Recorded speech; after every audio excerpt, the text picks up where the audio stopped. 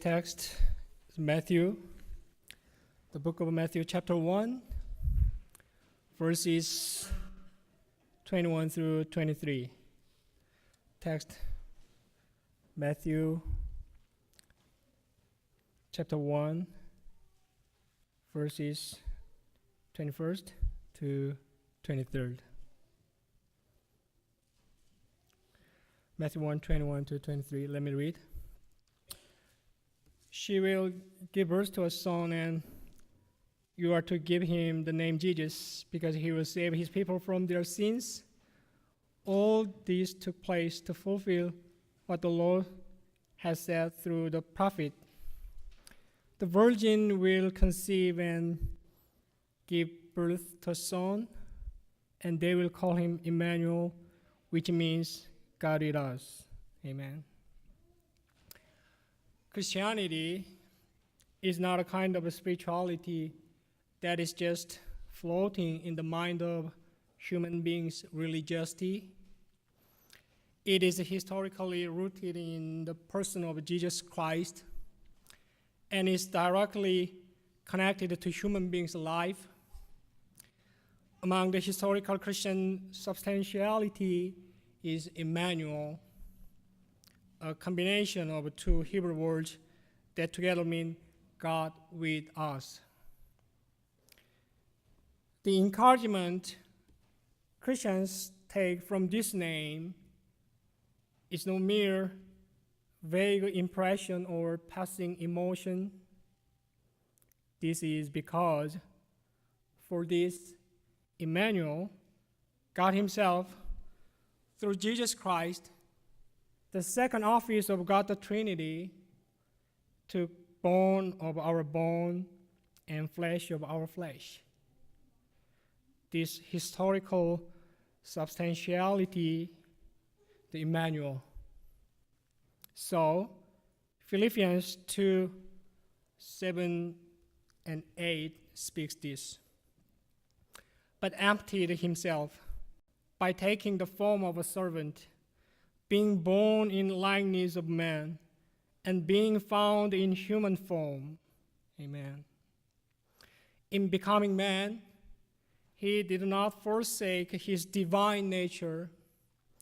It means that he became man by taking on human nature in addition to his divine nature. It is essential to the incarnation to recognize that divinity and humanity are not mutually exclusive. The Son of God did not have to pick between being God and being man. So the eternal Son of God, without ceasing to be God, took on a fully human nature. He could be both at the same time. The eternal Word became human. Incarnation. The Bible uses the name Emmanuel mostly in connection with the incarnation of Christ. This is the reality of the realities of the human world.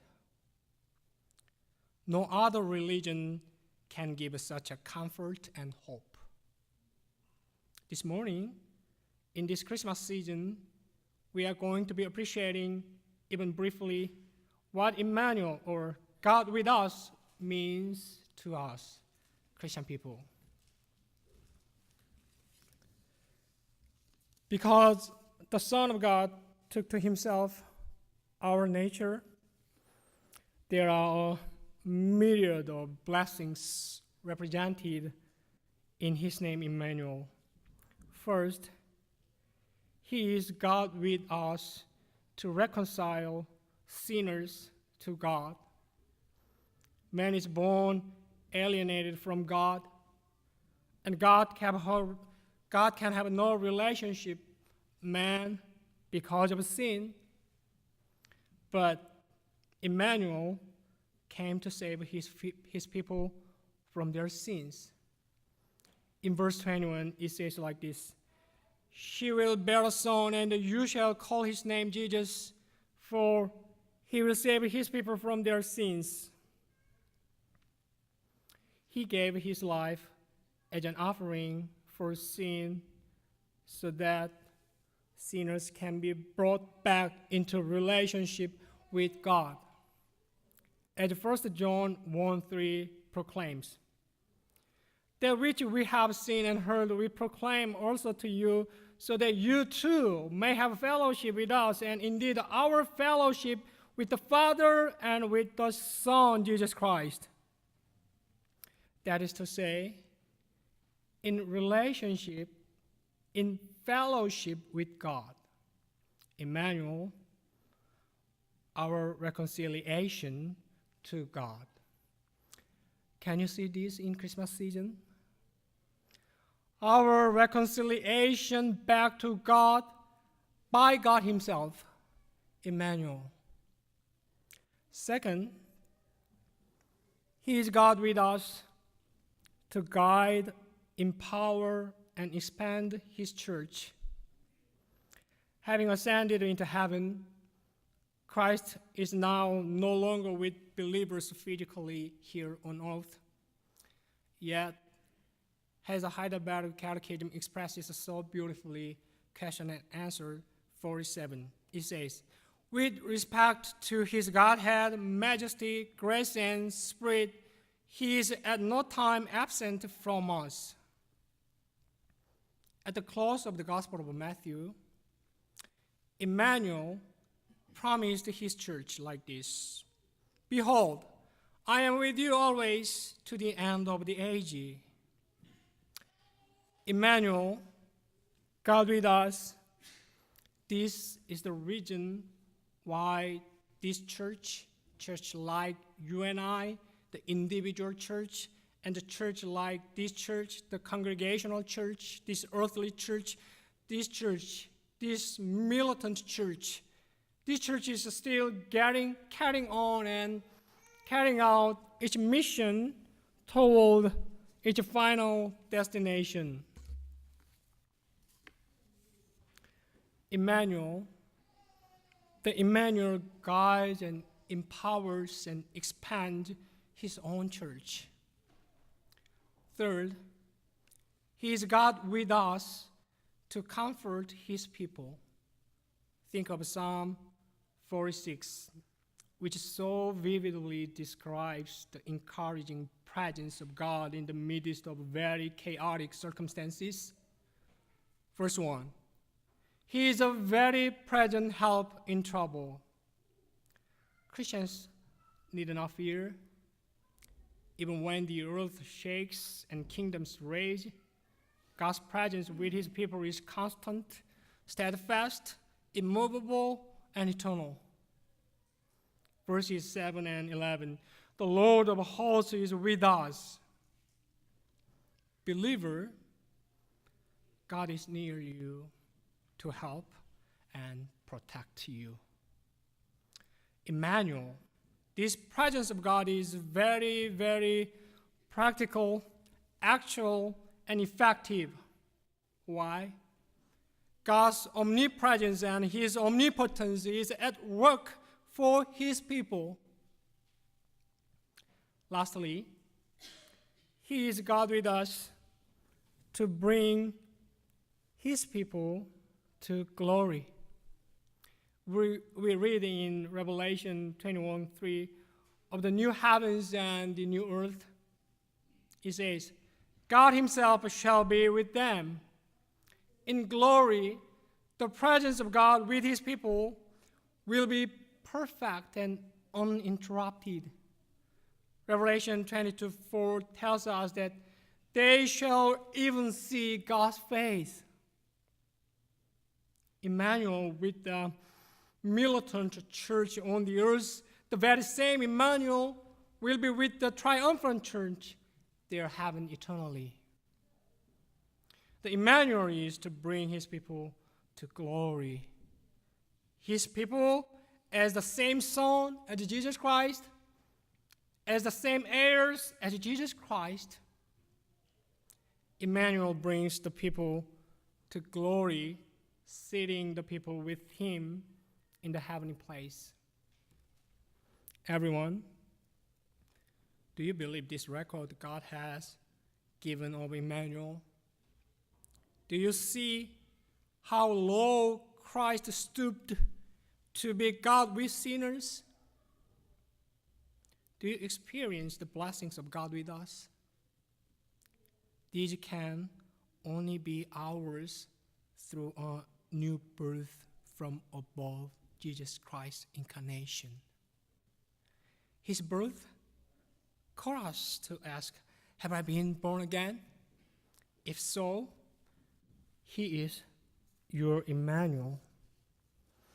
The supremacy of Emmanuel over everything in your life will give you true peace, true confidence, true joy, and true encouragement. In this Christmas season, I hope you all deeply contemplate this message of Matthew and enjoy your Emmanuel. Let me pray. Lord, this Christmas morning, your people gather together in congregation to celebrate your incarnation for such sinners like us. And we gather here to worship your grace of salvation. O Lord, you, our Emmanuel, we ask you to let us truly enjoy the restored relationship between you and us, and ask you to truly encourage us to fight the good fight in this spiritual battlefield as a member of the early militant church. And we ask you to allow us with true comfort and peace and hope for the last triumphant eternal glory given to only your people. Praise and glory and wisdom and thanks and honor and power and strength be to our God forever and ever. I pray in Jesus' name, amen. 누가복음 2장 25절에서 35절까지의 말씀입니다.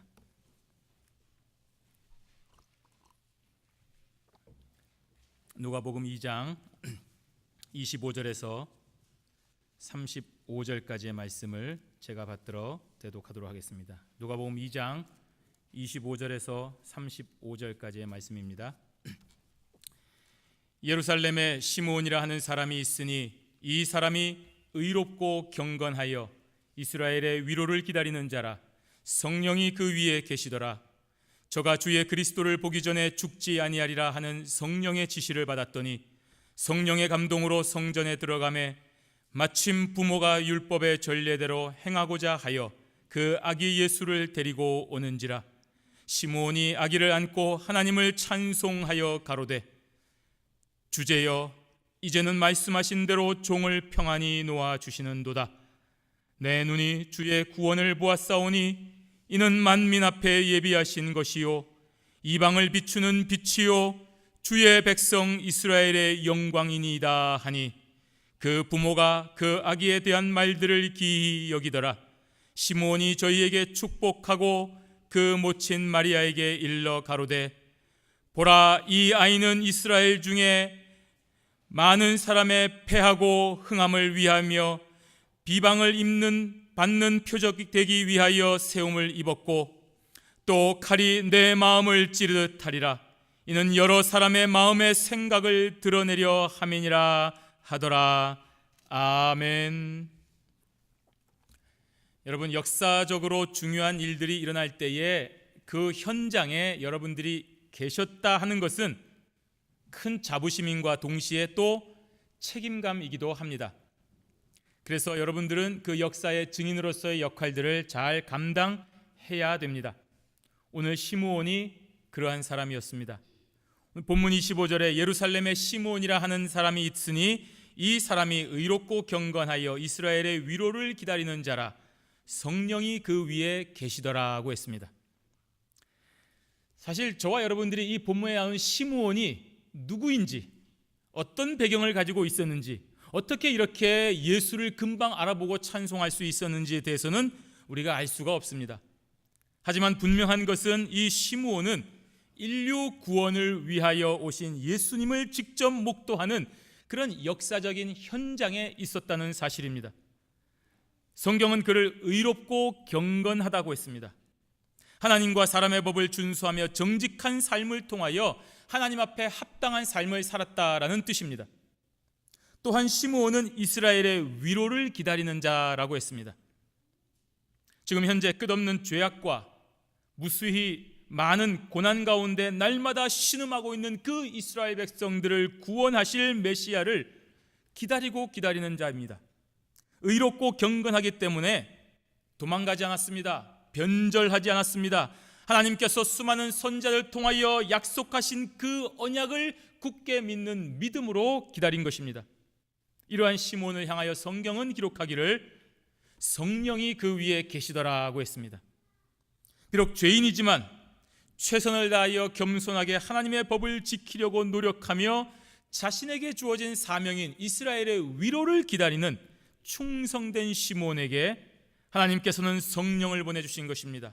이렇게 시므온은 성령이 동행하는 삶을 살고 있는 것입니다. 26절과 27절에 보시면 저가 주의 그리스도를 보기 전에 죽지 아니하리라 하는 성령의 지시를 받았더니 성령의 감동으로 성전에 들어가매 마침 부모가 율법의 전례대로 행하고자 하여 그 아기 예수를 데리고 오는지라고 기록하고 있습니다. 시므온이 살아있는 동안에 그리스도를 본다는 성령님의 지시를 받았다고 했습니다. 이것은 바로 성령이 동행하는 자의 확실한 표징이 되고 있습니다. 그리고 마침내 그 성령의 인도로 오늘 성전에서 아기 예수를 만나게 되는 것입니다. 이러한 신자의 삶에 우리는 우연이라고 하는 것은 없습니다. 성령께서 함께 하시기 때문입니다. 따라서 신자가 항상 하나님의 법을 지키려고 노력하고 자신이 받은 사명에 충실하고자 한다면 저와 여러분들이 어디를 가든지 무슨 일을 하든지 다 성령께서 인도하시는 것이 됩니다. 시므온은 그러한 걸음으로 메시아를 만나게 된 것입니다. 이렇게 사명을 완수한 신자의 고백이 무엇이겠습니까? 바로 감사와 찬송이 되는 것입니다. 28절에 시므온이 아기를 안고 하나님을 찬송하여 가로되라고 했습니다. 하나님의 약속이 성취되는 것을 체험하니 기쁘고 벅찬 감격과 함께 감사와 찬송이 터져나오는 것입니다. 3시간 반을 거쳐서 유아 세례를 받기 위하여 나온 이 아기를 안고 세례를 주는 마음도 이렇게 기쁘고 벅찬데 온 인류를 구원하실 예수 그리스도를 안고 있으니 얼마나 귀한 감사와 찬송이 터져나오겠습니까? 그것이 바로 오늘 29절에서 32절까지의 찬송입니다. 오늘 저와 여러분들이 29절에서 32절까지의 찬송 한번 같이 읽겠습니다. 주제여 이제는 말씀하신 대로 종을 평안히 놓아주시는도다. 내 눈이 주의 구원을 보았사오니 이는 만민 앞에 예비하신 것이요 이방을 비추는 빛이요 주의 백성 이스라엘의 영광이니이다. 아멘. 주제여 종을 평안히 놓아주시는도다. 이 고백은 자신에게 주어진 사명을 이제 다 완수하였으니 이제는 정말 죽어도 여한이 없다는 그런 고백입니다. 시므온은 자신의 모든 것을 동원하여 이스라엘의 위로를 기다렸는데 그 구원을 이제 자신의 두 눈으로 목격하니 터져나오는 감격을 이렇게 표현하고 있는 것입니다. 이러한 감격은 단순히 시므온 개인의 것만은 아닙니다. 만민 앞에 예비하신 것이요 라고 찬송한 것처럼 예수 그리스도의 탄생은 만민을 위한 것입니다. 당시 유대인들이 가지고 있던 편협한 선민의식, 우리 메시아, 내 민족만을 위한 그런 메시아관이 아니라 만민에게 미치는 참된 고백을 하고 있는 것입니다. 진실로 성령께서 함께 하시는 위대한 사람의 고백이 됩니다. 그래서 시므온은 예수님께서 이방을 비추는 빛이라고 찬송하고 있는 것입니다. 또한 이렇게 이방을 비추는 빛이신 예수 그리스도가 이스라엘의 영광이라고 했습니다. 온 인류의 구원을 위한 메시아의 탄생이 이스라엘 중에 있었기 때문입니다. 우리 고을에 사법고시 합격자가 나와도 가문의 영광, 고을의 영광이라고 하지 않습니까? 온 인류의 구원을 위한 메시아의 탄생이 이스라엘 가운데 나왔으니 이스라엘의 영광이 되는 것입니다. 이처럼 예수 그리스도의 탄생으로 인하여 이스라엘은 앞으로도 영원히 영광스러운 자리에 있는 것입니다. 시므온은 성령의 인도하심으로 이러한 찬송을 고백하고 있는 것입니다. 계속하여 시므온은 그 부모 요셉과 마리아를 위하여 축복하고 또 몇 가지를 예언하고 있습니다. 34절에 시므온이 저희에게 축복하고 그 모친 마리아에게 일러 가로되 보라, 이 아이는 이스라엘 중 많은 사람의 패하고 흥함을 위하며 비방을 받는 표적되기 위하여 세움을 입었다라고 했습니다. 먼저 시므온은 이스라엘 중 많은 사람의 패하고 흥함을 위하며 비방을 받는 표적되기 위하여 세움을 입었다라고 했습니다. 앞에서 찬송한 분위기와는 정반대처럼 보입니다. 만민 앞에 예비하신 것이요 이방을 비추는 빛이요 이스라엘의 영광이라고 찬송해놓고 정작 그 아기에 대한 예언이 비방을 받기 위한 표정이라고 말하고 있습니다. 이러한 예언의 목적은 바로 경건한 사람들에 대하여 교훈을 주고자 하심입니다. 메시아이신 예수님은 이 땅의 구원을 위하여 오셨지만 여러분 아시다시피 이 땅이 그 메시아를 환영하지 않았습니다. 따라서 경건하게 하나님의 약속을 믿는 사람들은 이 세상이 오신 그리스도 메시아를 대적하는 것을 볼 때에 이상히 여기거나 낙심하거나 그러지 말고 굳세게 견디며 오신 그리스도를 위한 군사로서 힘차게 살아야 된다는 것입니다. 바로 이러한 사실을 알려주기 위하여 시므온은 성령의 감동하심에 따라 예언하고 있는 것입니다. 그렇습니다. 메시아이신 예수님께서 이 땅에 오시면 모든 사람은 딱 두 가지로 나뉩니다. 패하고 흥함을 위하여, 즉 패한다는 말은 무너지고 넘어진다는 말입니다. 흥한다는 말은 일어선다는 말입니다. 이 땅에 오신 예수 그리스도의 구원을 받아들여서 참여하고 그와 함께 일어서는 자로 나뉘고 그 구원에 대적하여 무너지는 자로 두 가지로 구분되는 것입니다. 바로 이 일을 위하여 예수 그리스도는 비방을 받는 표적으로 세워진 것입니다. 여기서 이 비방을 받는다는 말은 반대하고 적대당한다는 말입니다. 분명히 두 종류의 사람들이 있다고 했는데 왜 반대와 적대를 당하는 표적이 된다는 것만 예언하고 있는 것입니까? 그것은 바로 예수님의 오심에 대한 두 종류의 사람들 중에 반대하는 사람들이 압도적으로 많기 때문에 비방을 받는 표적으로 세워진 것입니다. 예수님은 죄악이 관영한 이 세상으로 오셨기 때문입니다. 공중의 권세 잡은 자들이 잠시 권력을 잡는 곳에 오셨기 때문입니다. 그래서 환영하는 사람들보다 적대하는 사람들이 더 많은 것입니다. 이처럼 예수님의 생애는 그 처음 탄생부터 십자가에 이르기까지 비방과 고난의 연속이었습니다. 따라서 우리에게 오신 예수 그리스도를 구세주로 믿는 자들에게는 구원의 표적이 되지만 그를 반대하는 자에게는 멸망의 표적이 되는 것입니다. 오늘날에도 예수 그리스도의 이름은 이렇게 정확하게 양분이 되고 있습니다. 그를 믿고 그에게만 구원이 있다고 하는 자와 그를 대적하고 그를 조롱하는 무리들로 나뉘어져 있습니다. 모든 사람들이 예수님을 시인하고 그에게 화평하리라고 생각하지 마시기를 바랍니다. 따라서 저와 여러분들이 이 땅에 사는 날 동안에 우리는 예수님의 이름을 인하여 날마다 싸워야 되는 것입니다. 예수님은 하나님과 인류를 하나 되게 하고 화평케 하는 것이지 인간과 인간을 하나 되게 하며 평화롭게 하시기 위하여서 온 것이 아닙니다. 예수님은 이 땅에 오셔서 자기 백성을 구원하시기 위하여 오셨습니다. 모든 자들을 다 데려가시기 위하여 오신 것이 아닙니다. 저와 여러분들이 이것을 절대로 잊으면 안 되는 것입니다. 오늘 시므온은 그 사실을 어머니 마리아에게 분명하게 말해 주었습니다. 이것 때문에 마음이 아파도 견뎌야 되기 때문입니다.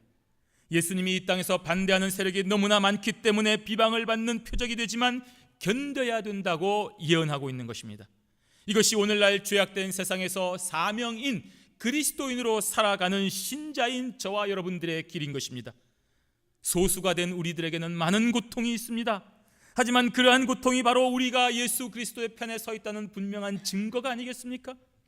오늘 35절에 보시면 또 칼이 내 마음을 찌르듯 하리라 이는 여러 사람의 마음의 생각을 드러내려 함이니라 하더라고 했습니다.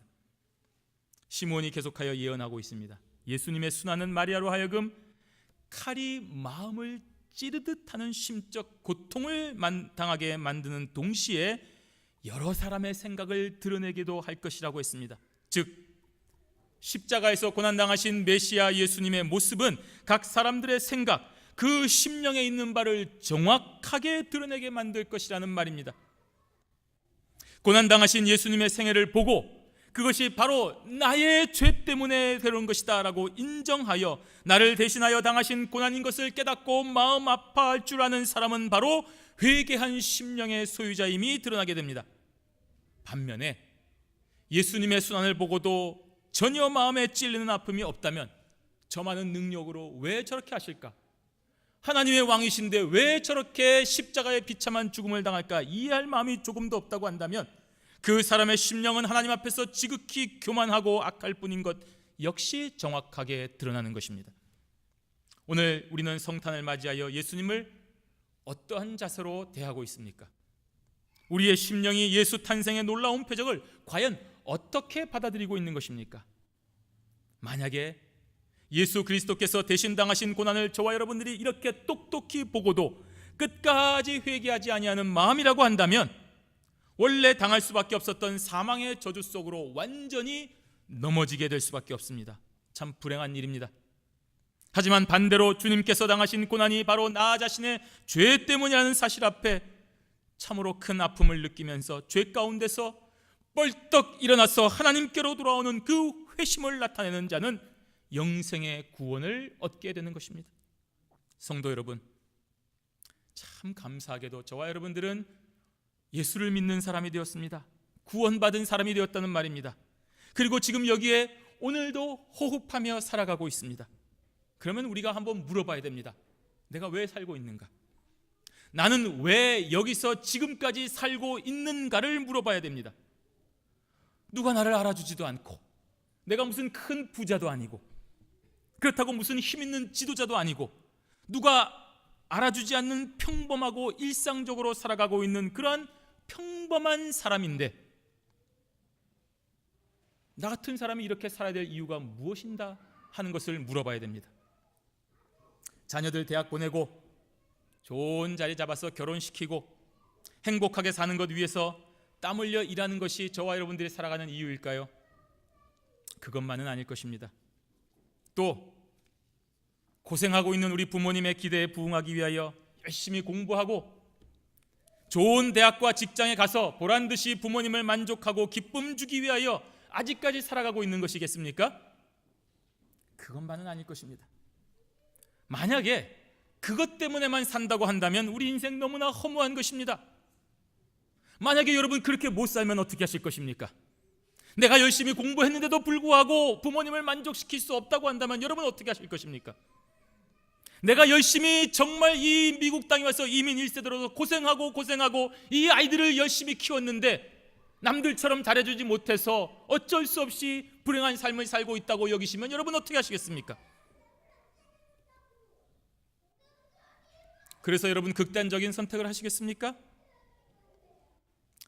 우리는 이러한 삶의 목적 때문에 지금까지 살아있는 것이 아닙니다. 그러면 도대체 우리는 무엇 때문에 사는 것입니까? 여러분 왜 살고 있는 것입니까? 분명한 대답은 하나님의 크신 영광을 위하여 아직도 우리가 해야 될 일이 있기 때문인 것입니다. 그 일이 바로 예수님의 구주 되심과 재림하심을 증거하는 일입니다.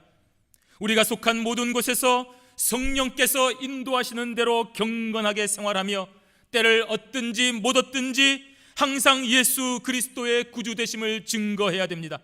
그 모든 일이 마치면 오늘 시몬의 고백처럼 주제여 이제는 말씀하신 대로 종을 평안히 놓아주시는도다 라고 외칠 수가 있는 것입니다. 비록 시몬은 아무도 알아주지 않는 사람이었지만 오늘 이 순간 성전에서 아기 예수를 만나게 됨으로써 자기의 사명을 완수했다는 것을 기억하시기를 바랍니다. 바로 지금 이 순간을 위해서 시몬은 어떠한 고난도 견뎌야 했습니다. 가난해도 견뎌야 됐습니다. 파산을 해도 견뎌야 했습니다. 괴롭고 힘들어도 내 육신이 병들어서 고통 가운데 있어도 사람들이 왜 그렇게 사냐고 조롱하고 모욕을 받아도 시므온은 자신의 삶을 절대로 포기할 수가 없었습니다. 나에게 주어진 예수 그리스도를 증거하고 찬송하는 그 예언적인 삶의 목적이 시므온에게 있었기 때문입니다.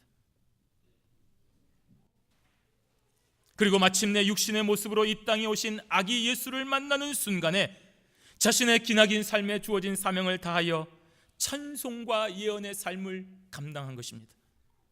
그러한 시몬의 인성을 우리가 생각해 봐야 됩니다. 그러한 시몬의 살아왔던 과정을 생각하면 그때 주제여 이제는 말씀하신 대로 종을 평안히 놓아주십니다 라고 하는 고백을 우리가 제대로 이해할 수가 있는 것입니다.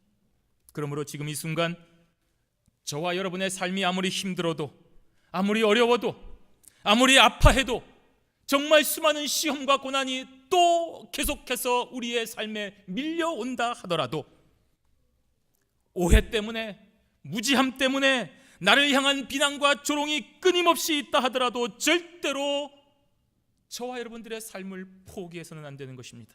절망해서도 안 되는 것입니다. 아직 지금까지 살아있는 것을 보니 우리의 사명이 끝나지 않은 것입니다. 우리의 생명이 오늘 호흡하는 것을 보니, 오늘 아침에 내 눈이 뜨여지는 것을 보니 아직도 우리의 사명이 끝나지 않았다는 말입니다. 우리가 살아서 오늘 이 시간 하나님과 호흡하여 예배드리는 것은 아직도 우리에게 하나님이 맡겨주신 위대하신 여러분의 사명이 있다는 것입니다.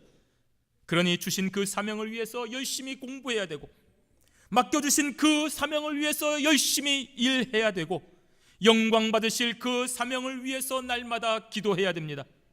그 사명의 길에 보혜사 성령께서 함께 해 주실 것입니다. 그러면 여러분 언젠가 그 사명 다 하시는 날에 하나님,